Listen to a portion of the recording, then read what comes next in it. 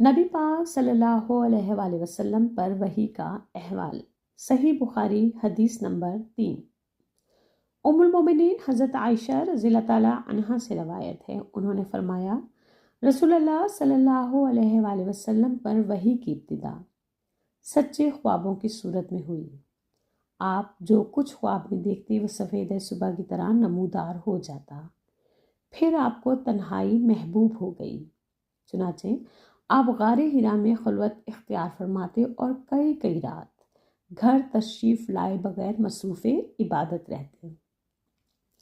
آپ کھانے پینے کا سامان گھر سے لے جا کر وہاں چند روز گزارتے، پھر حضرت خدیجہ رضی اللہ تعالیٰ عنہا کے پاس واپس آتے اور تقریباً اتنے ہی دنوں کے لیے پھر توشہ لے جاتے، یہاں تک کہ ایک روز جبکہ آپ غار ہرا میں تھے، یکایک آپ کے پاس حق آ گیا اور ایک فرشتے نے آ کر آپ سے کہا پڑھو۔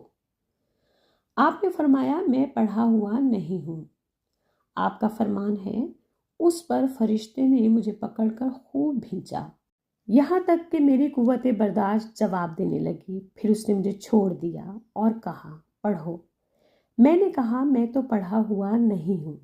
اس نے دوبارہ مجھے پکڑ کر دبوچا، یہاں تک کہ میری قوت برداشت جواب دینے لگی، پھر چھوڑ کر کہا پڑھو۔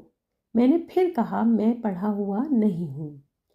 اس نے تیسری بار مجھے پکڑ کر بھینچا، پھر چھوڑ کر کہا پڑھو اپنے رب کے نام سے جس نے پیدا کیا، جس نے انسان کو خون کے لوتھڑے سے پیدا کیا، پڑھو اور تمہارا رب تو نہایت کریم ہے۔